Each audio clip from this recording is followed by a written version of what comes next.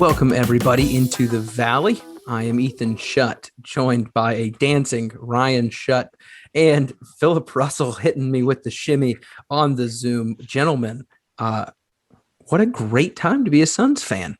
I will take my 1 minute to just go ahead and say, as the longest tenured Suns fan that I know, like actually in person know, living in Kentucky, you don't get a lot of Suns fans around these parts. Boy, I was elated. And I will also say after game 6, I was getting text messages from people from high school. No joke. I had random folks at church. I had random people from high school. I had a kid I went to one weird summer camp with and was like, dude, congrats on your Suns.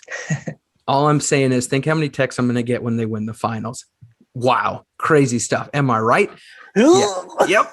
Hey, lean into the wave, baby. Lean into it. This is the podcast for bold predictions that somehow turn out to be spot on.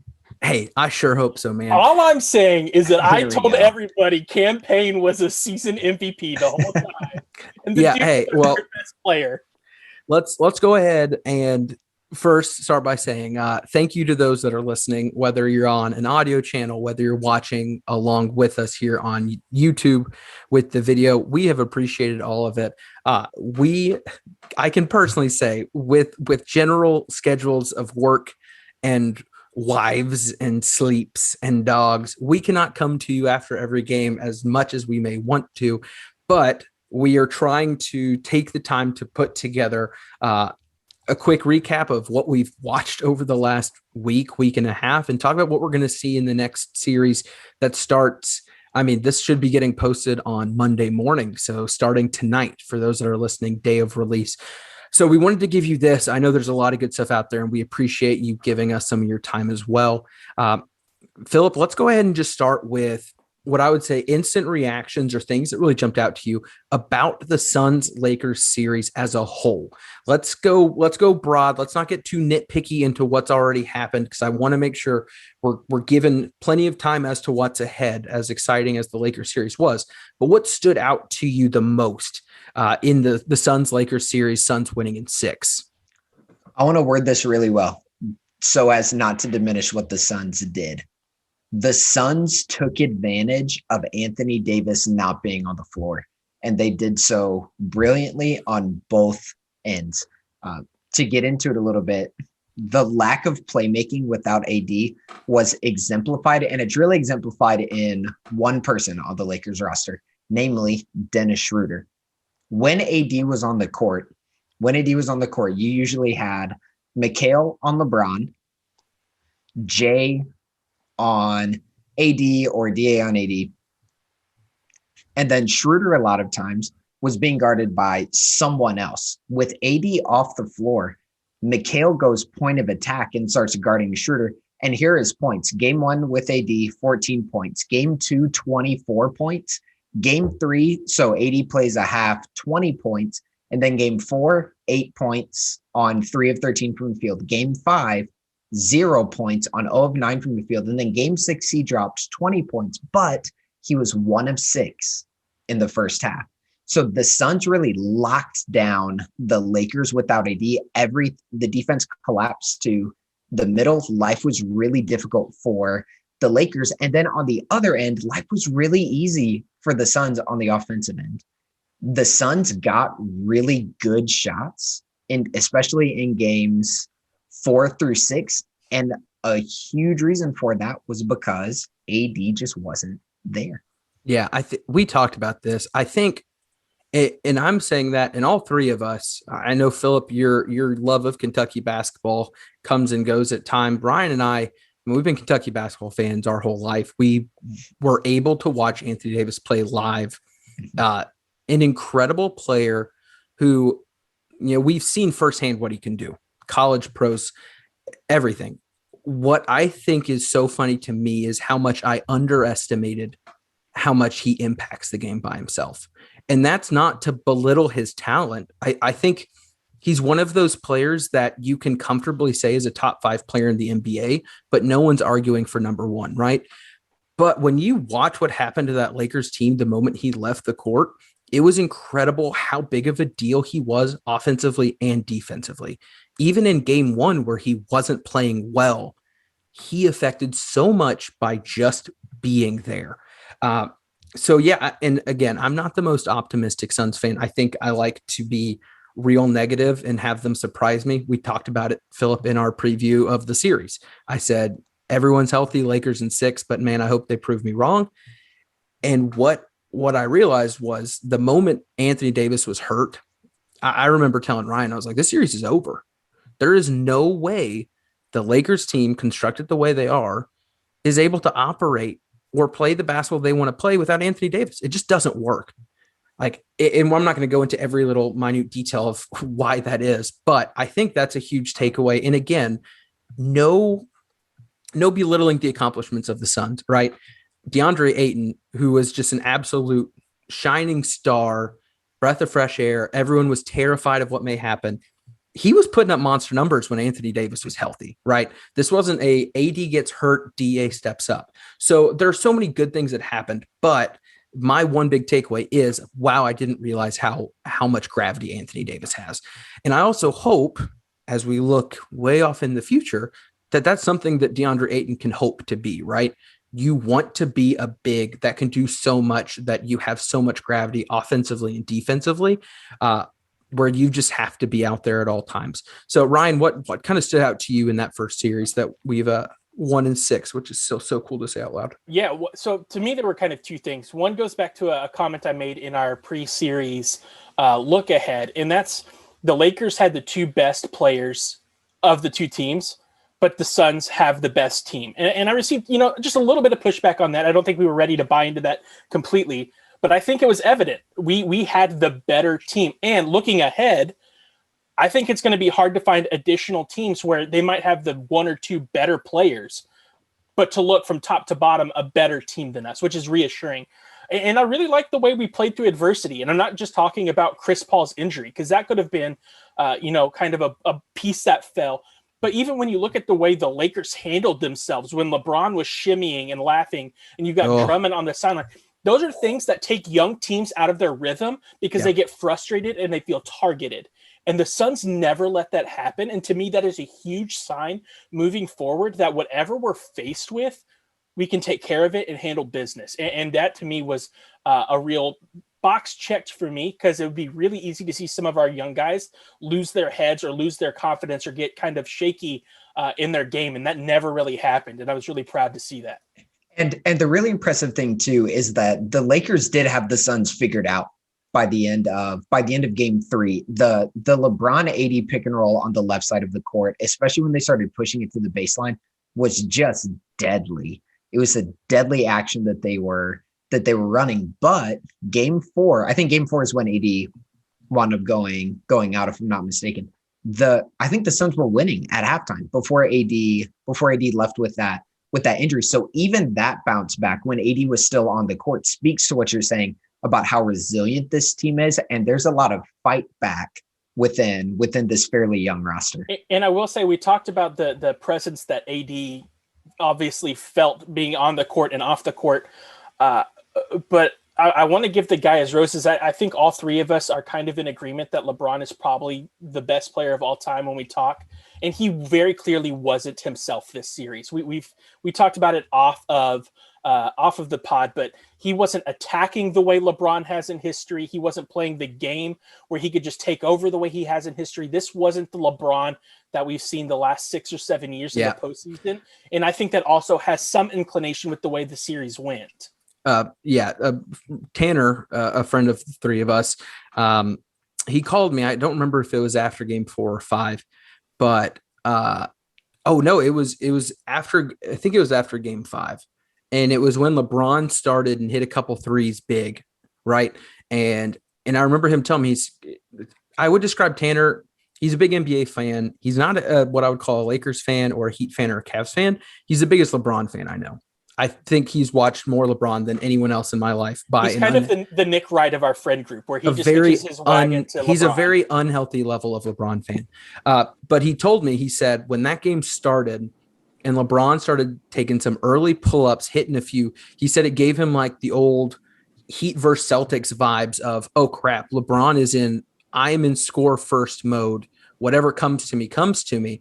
And I had the same feeling, right? LeBron hits those shots. I'm like, crap, if this is one where it's I'm putting the team on my back, we're in trouble. And it was kind of sad, which sounds weird, to not see him be able to do that anymore. And that just makes the loss of Anthony Davis so much worse. When LeBron is having to count on his supporting cast, which we've said from the get-go is a huge weakness of their team, right? When you have to rely on Schroeder and Kyle Kuzma as guys to get buckets, you're up a creek at that point. Yeah, it was weird. And we talked, the Anthony Davis injury is going to be the one that gets discussed the most because of how the series went. But the Chris Paul injury is nothing to ignore as well. And I was incredibly impressed by how the Suns played through that injury, because he never was really out. But watching that back and forth of Monty having discussion about benching him and Chris saying no. And I think interview came out after he basically went up to Jay and Book and said, look, if I'm playing like crap, y'all need to swear to me, you tell me and get me back to the bench, right? Where that team just has legitimate connection to where Chris Paul trusts those guys to say something, but he also cares enough to say, if I'm not the best player to get us there, I'm okay with it. But I think that approach only happens because of campaign and how well he was playing, right? I don't want to get us down a massive just Ryan rant forever. But I won't say anything. To your credit, Ryan, you deserve it. Campaign was just, amazing. Amazing. And the thing is, he had one or two bad games too. Like, it wasn't perfect, but he was able to Game 6. He was able to steady the ship, right? He was able to steady the ship every time that was needed. And we talked about this going into the series. The Suns should win this series based off the shooting performance of the entire season. And man, they couldn't hit a thing early, right? But, and I don't remember who I said this to, eventually it's going to click. You can't have that many good shooters getting open looks without it clicking. And we saw that in game 5 and 6, right? You get a 30-point lead, and then the next night a 28-point lead. Like, the Suns started hitting without Anthony Davis there to really do much to affect the offense. And to your point, Philip, the Suns' offense was genius once Anthony Davis was gone, right? They abused every little weakness they had. And I give credit to Monty there, right? He did what he needed to do. We saw Frank get minutes. We were able to see a lot of guys come in, do what was needed to allow the whole entire team, the whole unit to rest, to play their brand of basketball, and eventually just kind of take over. And where Cam was so deadly was downhill attacking in a lot of those games. It felt like he had more threes than he actually did. I think he had some threes in some pretty big spots. But the pressure that Cam put on LeBron, and then especially the pressure he put on Marc Gasol, just going downhill. Cam Payne was a little tidal wave of his own during the series, and that was great. I wrote a note down in game 5 in the second quarter that CP3, this was one of Cam's hot stretches, CP3 started deferring to Cam Payne, where you see Chris Paul bring the ball up a lot and initiate the offense. As he crossed half court, he just pitched it to Cam Payne and was basically saying, go do your thing. That shows a great team approach that Cam Payne's on, Chris isn't 100%, so let the kid go and let the kid eat like he's been doing. And I think that will serve them well in this upcoming series as well. Yeah, Cam ended up averaging 12.5 points through the series, but he shot 42% from 3, averaging just under 2 a game. But you're right. It felt like he was killing him.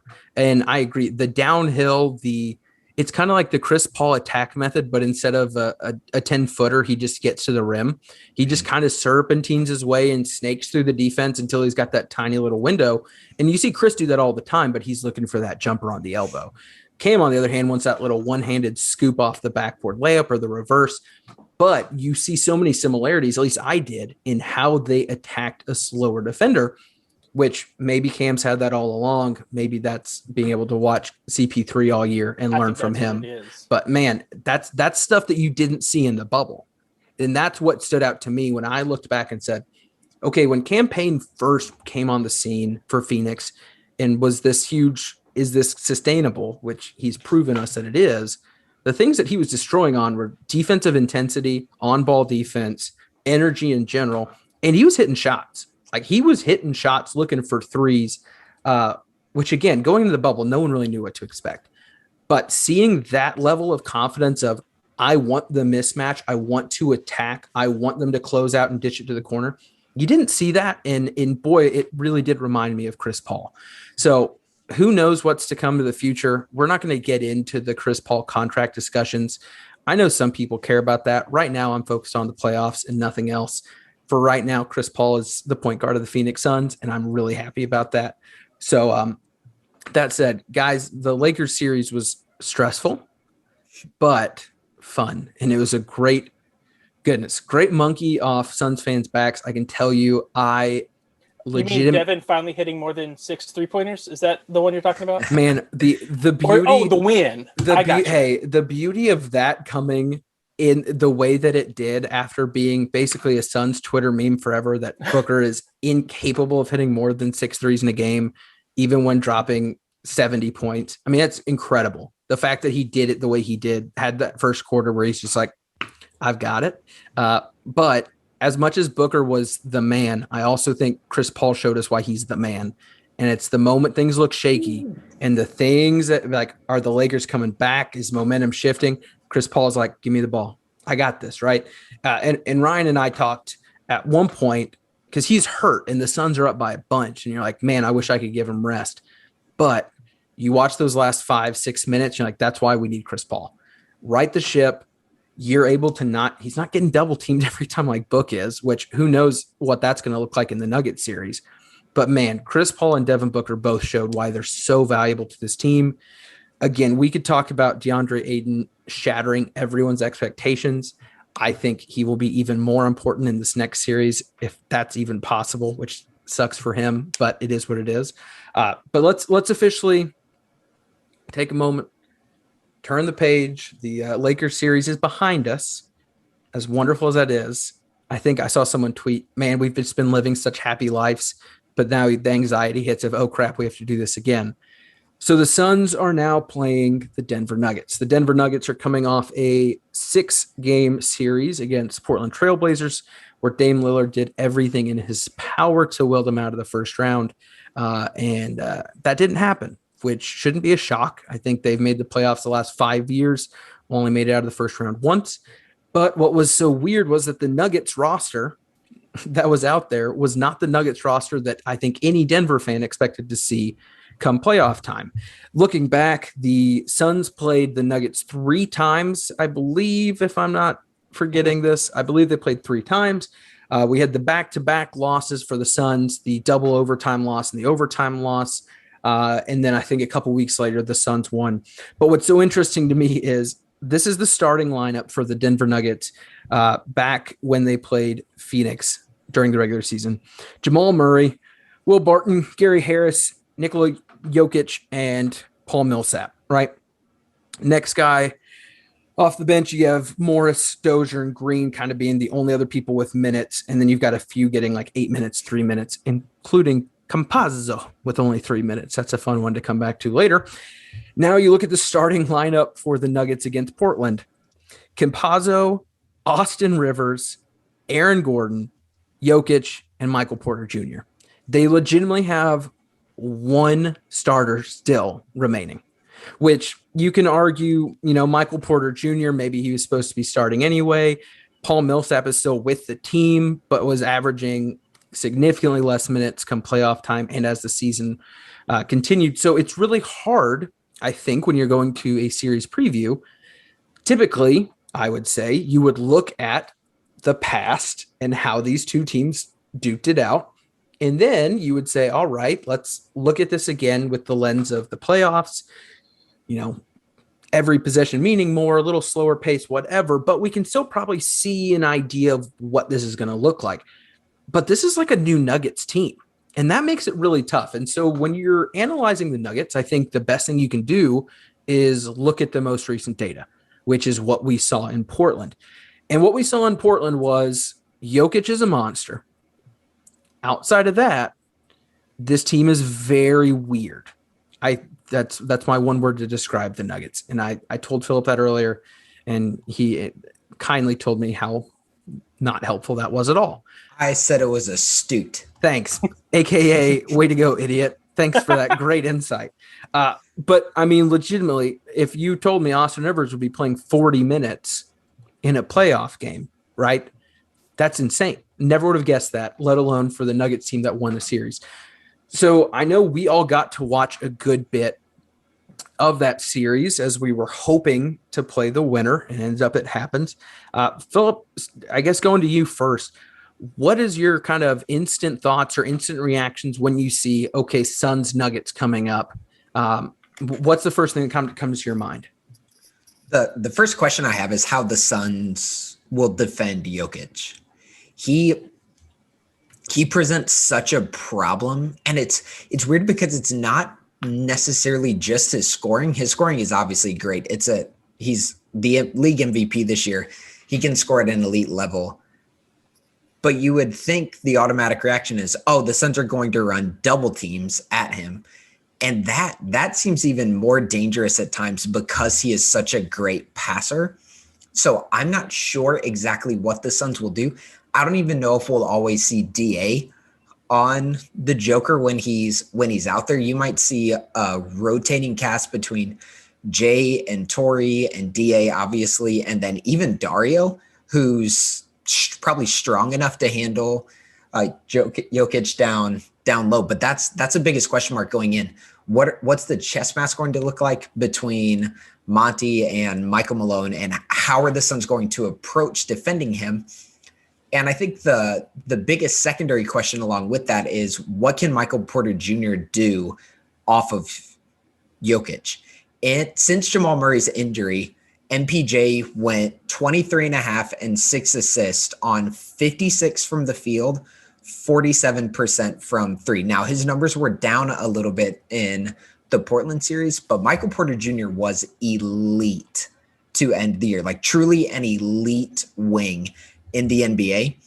I think a lot of this is going to come down to, what are the Suns going to do initially on Jokic, and then what does that mean for the Suns defense on MPJ? Yeah, Ryan, I guess what were your first thoughts when you saw, the Nuggets win Game 6, knowing that's coming next? Because I'm going to kind of touch on a lot of what Philip asked. I'm guessing there's some more questions probably there too. But what was your first reaction? I remember I turned to you after we won Game 6 and the series was over, and I said, we are moving into a series where I'm completely confident we are the better team. And I really believe that. This is another case where Jokic is going to be the best player on the floor at all times, but give me the Suns for the rest, and I think we're fine. I think I even told both of you, I'm cool giving Jokic 40 a game and letting the rest of the chips fall where they may, because I don't think Jokic is enough to carry a 7-game series by himself. I'm also reassured in the way that Anthony Davis was guarded by Ayton, especially in that Game 1 where Ayton was giving it to him. Now, I think Jokic is probably a more complete player right now, just in his health and his ability to facilitate because of his health.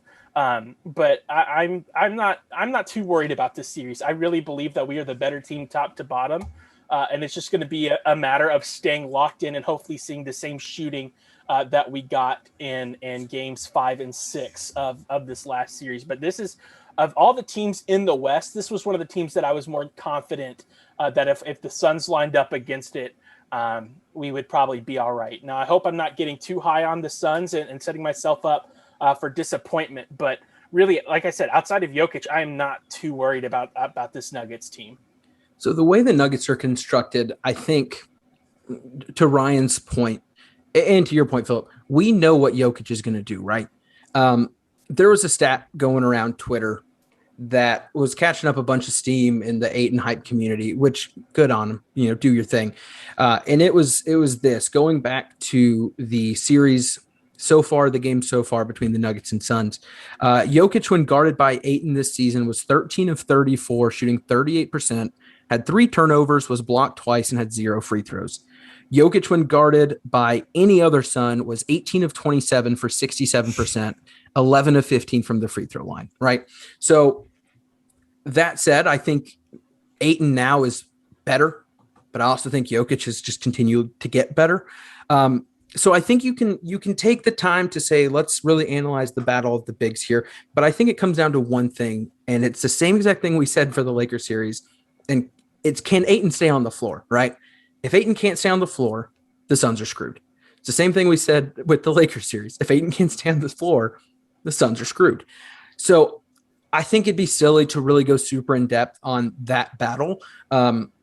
I think Ayton offensively will get his in the same way that he got his against the Lakers, which is stand under the hoop, be in the dunker spot when you need to, get your offensive rebounds, and flush it, right?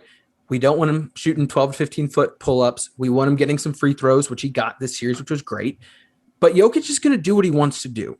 And the way the Nuggets are set up right now is the ball goes to Jokic, who is one of the best passing big men ever.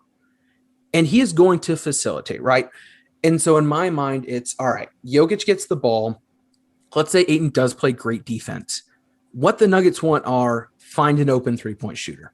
That's what they want to do. They're not going to run the half-court offense, and try to get to the lane. And this is the concern, and this is what worries me looking back at the Nuggets Trailblazer series. Here are the three-point shooting splits for the Nuggets in that 6-game series, right? Starting with players that shot the most threes a game, which happened to be Michael Porter Jr. Michael Porter Jr. Shooting 6.8 a game, shot 42%. Jokic is so stupid. Shooting 5.8 a game, shot 43%. Austin Rivers, my goodness, shooting 5.2 a game, 48%. Campazzo shot 35% on 4 attempts. Morris shot 42%. Howard 45%. Gordon 60%. Right? So that's 1, 2, 3, 4, 5, 6, 7 guys getting major minutes outside of one outlier that are nailing threes. Like if you're telling me all those dudes are 40 and above, which they almost are, if you take the absurdity of Austin Rivers 48% and average that with Campazzo, like this is a team that was getting open shots and hitting them. And you go back and watch the game, and I did, because I went and watched some and just said, I want to watch the quarters where they put up a lot of points. I want to see a lot of these threes. Are these contested? Are these, on the move, take two? No, like they're just open shots, which makes sense. And I do want to preface, they're playing the Trailblazers. The Trailblazers, I don't know if it's the worst defense, but it's got to be top 5, right? Bad. Horrible. So I don't want to take this and say whatever they did to Portland, they'll do against Phoenix, because Phoenix's defense is top 5 comfortably, right? So I'm curious to see if the Nuggets strategy is going to work, which is facilitate it and then kick it for a 3 or let Jokic go to work. Because I think Ayton defensively is better than anything Portland was throwing at him. I also think the defensive players outside of Ayton are all going to do a better job closing out on 3-point shooters and not allowing open looks. If you're looking for real mismatches, you're not going to find much. Typically, you see sometimes Book is guarding someone who might have an advantage in terms of athleticism or height, or maybe Bridges is having to try to outmuscle someone. But you don't see that in this series, right? Jokic and Ayton, though they look like they are built in different labs that all produce wonderful bigs, that's not one where I see like, wow, this is you're going to get shoved around. Ayton has earned my trust here. So you're looking at Campazzo versus Chris Paul or Campaign. I'm not too concerned. You're looking at the two. You got Austin River and Book. I think Devin Booker defensively did a fantastic job in that Lakers series, and I'm not concerned about him in Rivers. You might say, okay, well, Michael Porter Jr.'s got the height. Mikal Bridges can guard anyone. Who cares, right? And the one area that concerns me defensively with Mikal Bridges is not someone with height. It's someone with muscle and weight. I get concerned when Bridges gets bodied, but those two guys weigh 10 pounds difference, I think. I think Porter got him by 10 pounds, if the stats were right that I was reading. So, once again, I'm not seeing oh, crap. The weird one for me is going to be Aaron Gordon and Jay Crowder. And the reason is Aaron Gordon's got the muscle and the strength to where it's not going to be like a one-sided thing. But Aaron Gordon, though his three-point shooting I still have not bought into personally, he has the quickness and the athleticism that would concern you in like a young LeBron James, right? Where he might be able to get the first step on Jay Crowder. because he's probably not trying to back in and body Jay Crowder the whole way down. He's catching the ball on the 3-point line. If you go back and watch, they're running almost a 4 out, 1 in at times where it's just going back and forth. And Gordon's catching it up top and he's either shooting or driving. And so it'll be very interesting to see, will Jokic pull Ayton out? Because that leaves a weak point in Aaron Gordon to Jay Crowder. And I know that's incredibly specific, but I was just trying to run in my head, what could get abused? What could the Nuggets do that would concern me, that could be repeatable? Because if Ayton gets pulled out from Jokic, you're leaving a lot in the middle. If he doesn't go with Jokic, Jokic has, no one questions his shooting ability, right? The dude is legit. So that is the one matchup that really intrigues me, is the battle at the power forward spot. Because again, I think I know what's going to happen at the 5, and I won't be shocked if Jokic puts up 30, 10, and 10 every night, but the Suns still win. So we're kind of winding this one down, guys. I want to go kind of around the horn, and Ryan, I'll start with you. I want series prediction, and we're going to try to do our best to not be biased here. We're going to try to be objective. I feel like that's fair. How do you think this series will go? Not just ending record. I want to hear, do you think the Suns are going to dominate? Do you think it's going to be nail biter after nail biter? And then what's the final series? And then last, who's your X factor? Who's your one player you're watching for this series that you think is going to end up swinging the pendulum one way or another for one of these two teams? My series record, I think I'm leaning 5-1, or sorry, 5 games, 4 games to 1. I think we take 2 at home. I think we lose 1 in Denver, and then we close it out in Phoenix in front of the home fans after not getting to do that against the Lakers. I think the game changer for the Suns is going to be Chris Paul. Is he after 3 days or so rest? How healthy is he? And is he back to playing at a high level? And like you, I think Aaron Gordon's probably the one I'm most concerned about, just because, again, we didn't see him with this team back in January when we played. So it'll be interesting to see how Monty coaches that. But I'm saying Suns in 5, and I'm pretty confident. There might be a couple close ones, but the way we close out the Lakers, I'm feeling pretty good. All right, Philip, the non-Suns fan, the king of objective analysis, what you got? I don't know. I genuinely don't have any predictions. I think this is a deep series. After going Lakers in 5, I think you've got Lakers in 6. Here's my thing. If Anthony Davis stays healthy, I think it was going to be Lakers in 5, and I don't think games 4 and 5 were going to be that close. But regardless of that, I think it's a pick'em in 7 games. I think Michael Porter Jr. is going to do some work this series, and I think he's going to kind of have a coming out party on a bigger stage than he even had against Portland. Dude's elite, and he's kind of a meme, but people are going to realize just how good that kid is. They have a lineup. Their starters, interestingly enough, their starters together against Portland were a net negative, negative 8.5 basically as a group. Because their defense is bad, and that's something we'll touch on throughout the series. But MPJ, when he had Millsap, JaMychal Green, Monty Morris, and then one of their young guards, Marcus Howard, they logged 36 minutes together. So this is basically a second unit. 36 minutes together in the Portland series. Their offensive rating was 142, which is obscene. And their defensive rating was 109, which is very good. So I think their second unit is going to cause some problems for the Suns. So I'm going to come down and I'm going to say Nuggets in 6, but I'm rooting for the Suns. I feel that. Yeah. I'm going Suns in 7.